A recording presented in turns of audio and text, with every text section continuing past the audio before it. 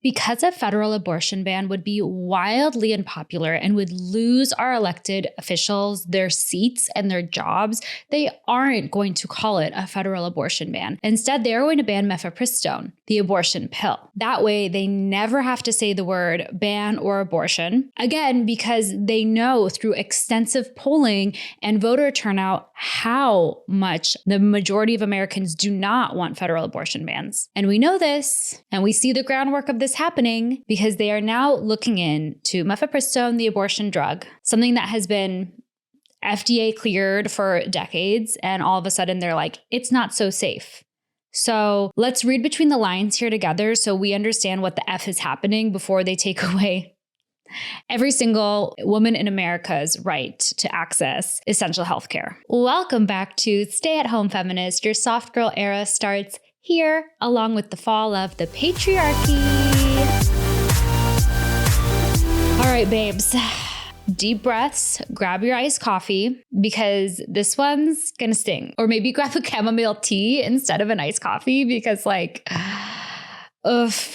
we need to radicalize and chill the out at the same time somehow. Robert F. Kennedy Jr., aka RFK, yes, the anti-vax crusader who somehow became Secretary of Health and Human Services in Trump's second term, that guy has officially asked the FDA to review the safety of mifepristone. And now if you're like, wait, isn't mifepristone the abortion pill? The same one that's been proven safe and FDA approved for decades? Yeah, you'd be correct. You'd be correct if that's what you were thinking. So why are they suddenly reviewing it? Because banning abortion is outright unpopular. But if they ban the pill for safety reasons, they can claim this had nothing to do with banning abortion and everything to do with women's safety, because this administration loves to talk about how much they care about women while stripping their bodily autonomy and their rights away from them. This episode isn't just about medication. It's about the way that our government and this administration in specific continues to lie and manipulate the public. While Trump was running for his second term, he time and time again was like, I've left it up to the states. I'm all set. I did what I said I was going to do last term and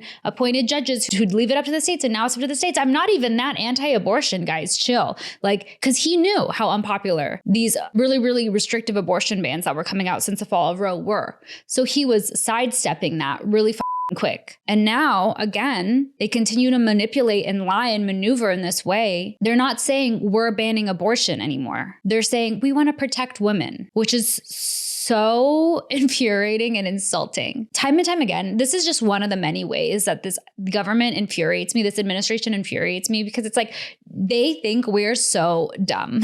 They think we're so stupid. They lie in our face, they play in our face time and time again, and they expect you to just eat it up and not ask any questions. They do this with the Epstein files. They do this with rolling back other healthcare avenues, not just abortion, but like healthcare as a whole. I'm so sick of the lying and the bullshit. Because with this thing that they're lying about, it's very easy to see that they don't actually care about women. They don't actually care about even infants or babies, because if they did, they would care that states with restrictive abortion bans since the fall of Roe have maternal and infant mortality rates that have gone up 6 times higher than before they had these horrible bans in place. If they wanted to protect us, they would be focusing on the maternal mortality crisis in this country. They would be focusing on the number one thing killing pregnant women in this country, which is homicide, often by intimate partner. And they would be funding prenatal care, not policing our uteruses. So let's prime ourselves before we get this influx of misinformation that this administration does so well. And let's go back to the basics, because knowledge is power and the patriarchy hates that for us, which is why we love it.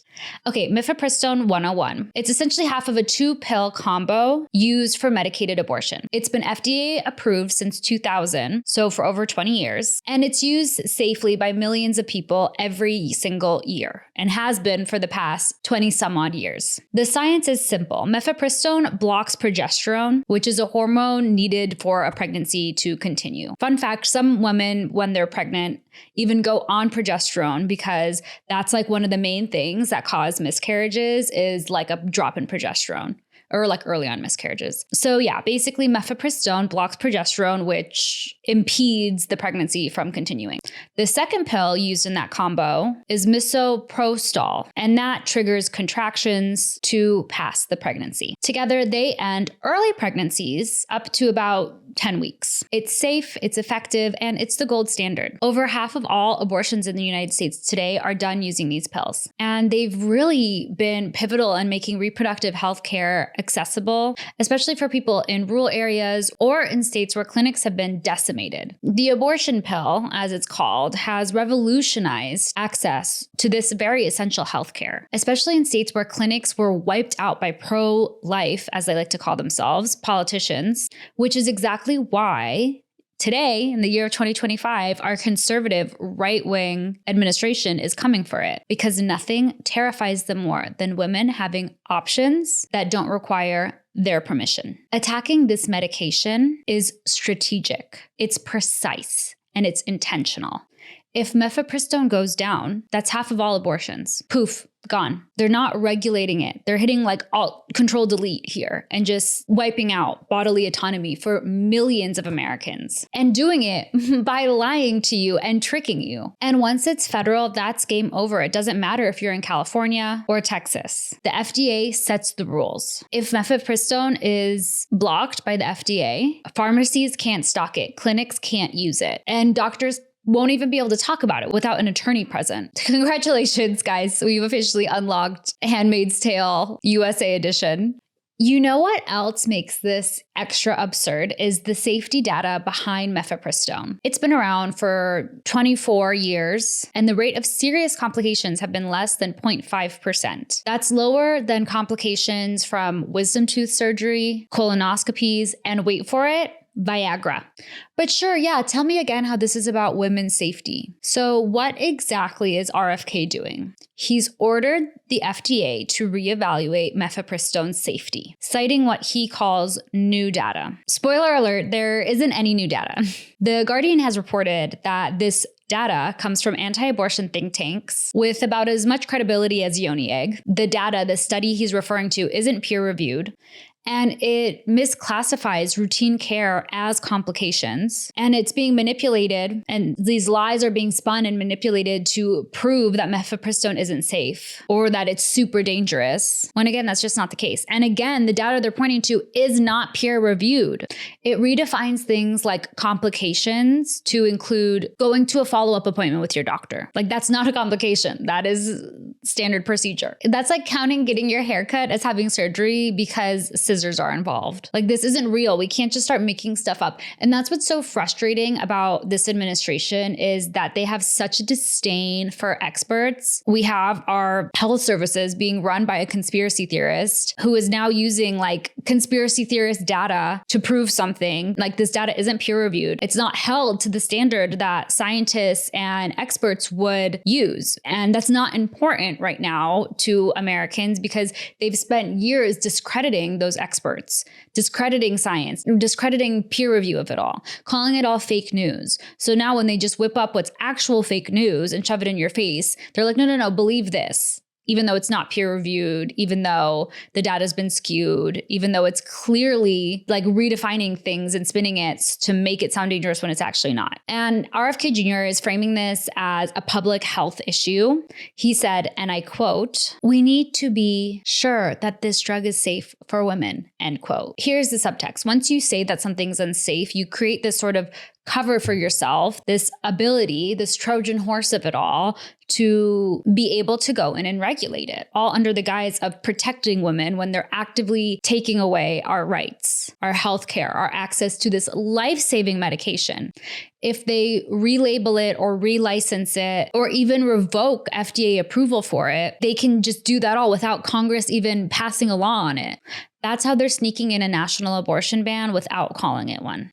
And again, if they actually cared about women's safety, they would start with addressing the maternal mortality crisis we have in this country, especially considering that the maternal mortality rate has skyrocketed since the fall of Roe. If they actually cared about women's health and maternal health, they would address the lack of paid maternity leave, or literally any of the many healthcare crises that don't involve controlling a person's uterus. But no, instead we get a review review that could end up revoking or restricting mifepristone. And if the FDA did that, it would instantly make it illegal nationwide. Yes, even in blue states. So yeah, this isn't about safety, it's about power. And RFK is just the perfect pawn for it. The same man who's been spending the last decade warning people about toxic vaccines, which like measles is on the rise basically everywhere now. Thanks for that. This same man is now pretending to be the guardian of women's health and doing this all because he cares so much about keeping people safe. Like, girl, please. That's like if Alex Jones got hired to run EPA because he has his own reusable water bottle. Like, it's so unserious. The data RFK's team used goes back to 2000, literally the Bush era, Republican era, and cherry picks every ER visit as an adverse event, even if it's just a follow-up, which is very routine. RFK can say this is just a review all he wants, but we know a PR stunt when we see one. We know a lie when we see one. They're not trying to protect women. They are trying to own us. And they've had a playbook for this all along. This tactic didn't just fall out of the sky. It's been building since Roe v. Wade was overturned. Advocates have been warning us for years that the next frontier wouldn't be courts or outright bans, but regulatory sabotage. If you can't outlaw abortion outright, you can make the medicine impossible to get, essentially is their thinking. Again, they know a federal abortion ban would be wildly unpopular, so much so that it could cost them their upcoming elections. So instead, they regulate it. And this is the same playbook they've been doing to clinics for years, but especially before the fall of Roe. It was like death by paperwork or safety inspections. Okay, so here are the steps we're going to see play out. If I was a betting man, this is what I'm betting is going to happen. And honestly, it might even be like faster and more dire than this. This is just like what I think their plan is. Okay, number one, we're already here. Question the safety. Number two, restrict distribution. Number three, require in-person visits. This is something they really want to do because right now, if you're in a state with a near total abortion ban, you can get these pills from a state that isn't as restrictive. Number four, limit which pharmacies can dispense it. And number five, claim it's not a ban, it's just healthcare oversight. And voila, they banned access to abortion. Because RFK has a long history of pseudoscience activism, from anti-vax crusades to conspiracy podcasts, he is the perfect mouthpiece for this playbook. Banning abortions without saying they're banning abortions has been decades in the making. If you're questioning the legitimacy of the care, people aren't going to want to take something that's unsafe. But they're not questioning this because it's unsafe. It's because planting doubt in people's minds is very powerful, and they know this. If you make the public wonder whether mifepristone is risky, you open the door for endless reviews or hearings or even temporary suspensions.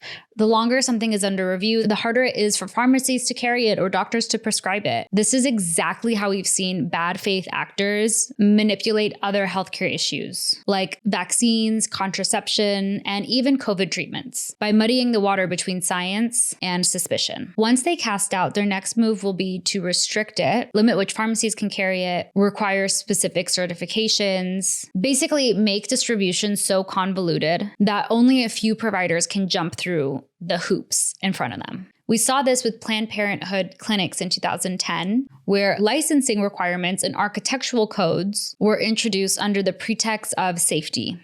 These were demands that clinics widen their hallways or install hospital-grade air filters, not because of medical need, but because they couldn't outright ban the clinic. So instead, they regulated them until they couldn't perform. They couldn't conduct their work. You can't just widen a hallway by 3 centimeters. By 2017, nearly half of abortion clinics in states like Texas, Ohio, and Missouri had been forced to close. Not because abortion was illegal, but because it was impossible for these clinics to comply with the constant regulatory harassment. Another thing we can expect them to try and push forward under the guise of it not being safe is in-person visits, which really defeats one of the main goals mifepristone and the abortion pills in general accomplish, which is being able to provide access to this healthcare no matter where you are, and to have this remote access to it. It makes it like a great equalizer, whether you live in a big city or some small rural town, if there's a clinic by you or not. As I said, A lot of these clinics have shut down because of these regulations over the years. And again, it's not about safety. Data overwhelmingly shows that this is safe to use remotely. The whole point of medicated abortion was to make it more accessible. Telehealth appointments, mail delivery, privacy of your own home, you know? So when they remove this aspect and force it to be something in person, they're really just building more invisible barriers. It's the same "we're doing this for safety" argument that conservatives made to justify mandatory transvaginal ultrasounds before abortions. Like, that's just cruel. And of course, they also want to limit who can dispense this medication. This one's sneaky. Previously, Walgreens and CVS had announced that they were going to stock mifepristone after Biden's FDA expanded pharmacy access to it. But Republicans immediately threatened legal action, which intimidated chains to back out of this in several states. Essentially, they want to make it so only a handful of approved providers can dispense this medication, which would create medical deserts. And of course, the regions most neglected tend to be the areas where abortions are already hardest to access. Rural areas, poor areas, conservative states, etc. We are going to see them claim that this isn't a ban, this is just oversight, which is exactly what they did with clinics under so-called TRAP laws. TRAP stands for Targeted Regulation of Abortion Providers. When they couldn't outright ban abortion clinics because Roe was protecting them, they required them to meet hospital operating room standards or to hire on-call physicians with clearance at nearby hospitals who conveniently refused to work with these clinics. And they asked these clinics to submit to constant inspection. These weren't safety rules. These were demolition blueprints. Between 2011 and 2019, states passed over 400 targeted restrictions, and abortion access collapsed in about half of the country. That's the same playbook they're using now with medicated abortion. They're going to regulate it, they're going to investigate it, they're going to restrict it until there's so many rules around it that it's going to be hard to prescribe, it's going to be hard for pharmacies to stock. And they're all doing this saying they're just following the science and they just care about women, but they're literally rewriting the science and saying things that are BS and not true. So when RFK Jr. claims he's just asking questions about mifepristone safety, remember, this isn't about curiosity, it's about control. It's not a review, it's a strategy.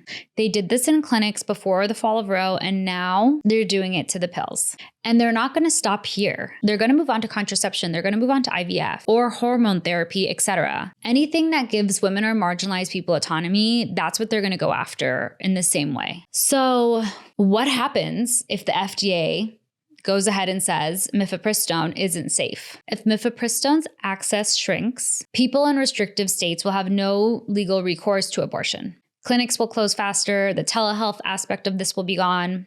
People will have to travel farther, wait longer, pay more, and face higher medical risks just to get healthcare. And just to twist the knife, the same party that's screaming about freedom and how important it is will criminalize anyone helping you get the pill. We've already seen states prosecute women for having miscarriages, some of them even being accused of self-managed abortions. Banning mifepristone will multiply that by so much. This will push abortions underground again, but this time we live in a world where surveillance and data tracking make hiding harder than ever.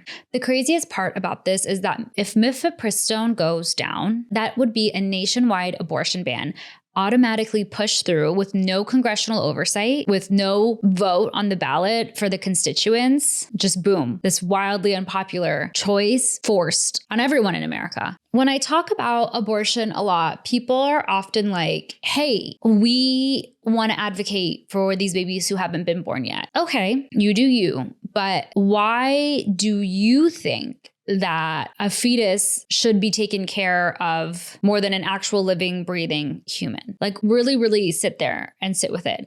I think it's especially hard for me to understand that talking point when 1 in 5 kids go hungry in the United States, where, again, these bans have shown an increase of infant mortality rates, where the same party that's saying they're pro-life is also pro having kids stand up for themselves in immigration court and be separated from their families and like horrible things just because they're immigrants. You know, like, you either are caring about children, you're either caring about people, you're either caring about the sanctity of life, or you're not. You don't get to just pick and choose and conveniently only care about children and the sanctity of life when it means regulating women's bodies. I think it's important for us to all get on the same page about is that when you start valuing a fetus's life, an unborn child's life, over the woman, over the person's life that is carrying that baby, women automatically become second-class citizens, where what is going on in their womb, what is going on in their reproductive organs is more important than their own lives.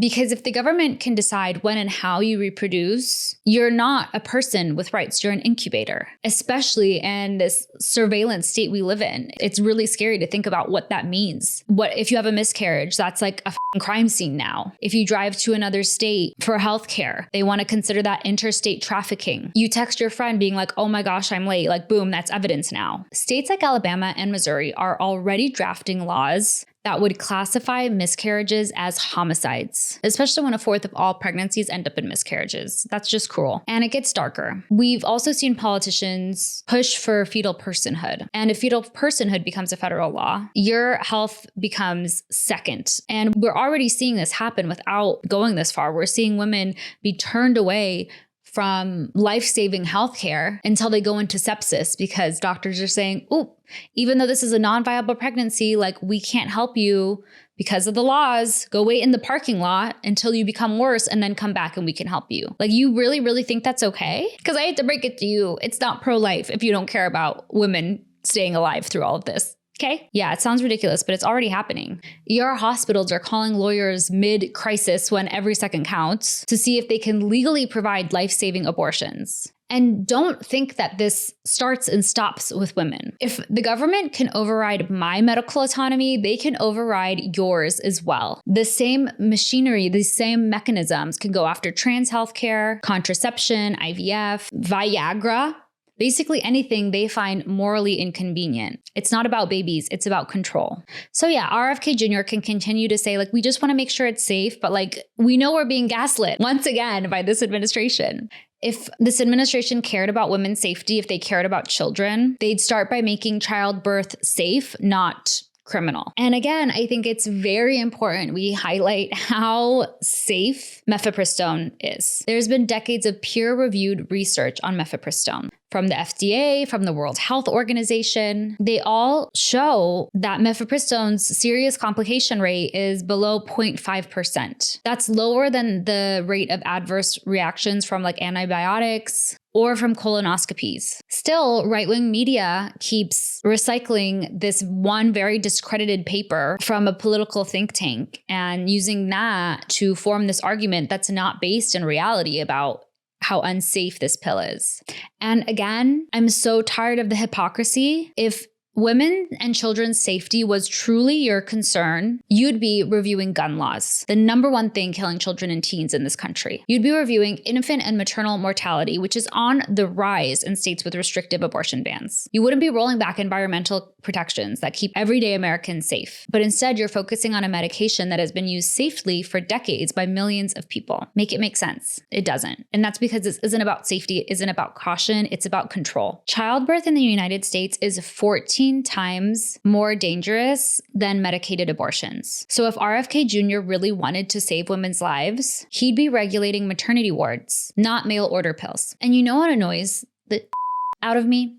They'll ban mifepristone just in case it's dangerous and hand out Viagra like it's holy water. Like, give Viagra to everybody. But when women make a private medical decision backed by decades of science, suddenly it's dangerous and immoral. The same government that lets you buy a gun faster than a box of Sudafed is telling me they're worried about my safety, so they're going to ban the abortion pill? That's crazy. Get out of here with that. So why are they doing this now? Well, if you watch one of my more recent episodes, you know all about how the midterm elections are right around the corner, sort of, not really, but they'll be here about a year from now in 2026. And the GOP knows that abortion bans are political kryptonite. Every time they push one openly, they lose voters. This has happened in Kansas, Ohio, Wisconsin, you name it. So instead of saying that they're banning abortion, they're saying they want to just ensure that these drugs are safe. This is an easier sell to moderate voters who don't really realize what's at stake here. The Trump administration knows that outright banning abortions is a losing game. Every poll has told them that. Multiple elections have showed them that. The majority of Republicans don't even want a total ban on abortion. So instead of fighting culture wars head on, this administration is bureaucrating their way into a federal abortion ban. They can't pass one through Congress without so much pushback. So instead, they're weaponizing the FDA. This means there's no vote, there's no headlines. It's just a safety review that ends with, oops, I guess we have to pull the drug. I guess it's not very safe. We really want to protect women. We really care about women. That's how authoritarianism works now. It's not only soldiers in the streets, which we are seeing. It's guys in gray suits at press conferences pretending that they're just following procedure and that it's all in good faith. All while pointing to studies that aren't peer-reviewed and have no credible data in them. And Trump really gets to eat his cake and have it too with this one, because RFK doing a safety review on mifepristone appeases his base while gaslighting moderates. He gets to say, I didn't ban abortions. My health secretary just found that the pill was unsafe. No accountability, full control. And media needs to stop playing into this. Have you noticed how headlines say things like RFK orders safety review on abortion pill instead of Trump administration launches new attack on abortion access? Like, let's call a spade a spade. When journalists are echoing this like safety notion again, which is not grounded in any real data, they normalize this lie. So when you share stories about this, caption it clearly. This is an attack on reproductive freedom disguised as a safety review. When our media, when our politics frame these right-wing ideologies, these religious extremist movements that are wildly unpopular in America, when they frame it as like normal policy disagreement, they legitimize it. They make extremism sound like an option instead of a threat. And that is one of the ways our democracy is crumbling around us. So here's your media literacy reminder. If your headline sounds calm about something horrifying, it might be propaganda. So what do we do now? Well, first of all, don't let this administration lie to you. Call it out. We have to protect science. We have to continue to highlight credible experts and not let people who are conspiracy theorists run wild with their conspiracy theories. Support groups who are already fighting the good fight, like groups like Aid Access, Plan C Pills, If How When, the Center for Reproductive Rights. Donate, share their stuff, volunteer, do all the things. And know your state's shield laws. Some states have protections for providers and telehealth patients. So be in the know and don't let them control the narrative about this. Like when they say safety, call it out because this isn't about safety and that's very clear. And vote, vote, vote, vote, vote, vote, vote. Vote like your uterus depends on it. For everything, midterms, local elections, school boards, judges, like everything is important. And while you're at it, take care of yourself, girl. The stress of this ongoing fight can be so heavy. So rest is key. This is a marathon, not a sprint. Being a feminist in 2025 feels like being the only sober one at like an apocalyptic Burning Man after party. And always remember that control is the last tool of a dying system. They wouldn't be fighting this hard if they weren't afraid of us. They're afraid of our autonomy. They're afraid of the power we have in numbers. They're afraid of our clarity. Mifepristone isn't just a pill. It's a symbol of autonomy, privacy, and trust in women's judgment. They can't stand that we have something they can't regulate, something they can't shame, something they can't control. Mifepristone isn't just a pill. It's a symbol of everything they hate. Self-determination, privacy, trusting your own judgment. They're terrified of our generation that doesn't ask for permission. So please be very mindful about the info you share and share accurate information about mifepristone's safety. Support clinics and legal groups fighting these bans and really hold their feet to the fire with this, because if we let them claim that this is about safety, we've already lost the narrative and lost like the truth of it all. So stay woke, babes. Thank you for watching this episode of Stay at Home Feminist. For all my feministas out there, please like, subscribe, share, comment, do all the things. Stay soft and please stay loud, because they're not banning abortion, they're banning autonomy. They're not protecting women, they're policing them. And if we let this slide, we're signing away our own agency, one safety review at a time. So take this episode, share it, stitch it, and scream it from the rooftops. We can't let this shit fly. Thank you again for watching this episode. It means so much to me to be able to talk about these very, very crucial and important topics. Let me know what else you want me to cover. Until next time.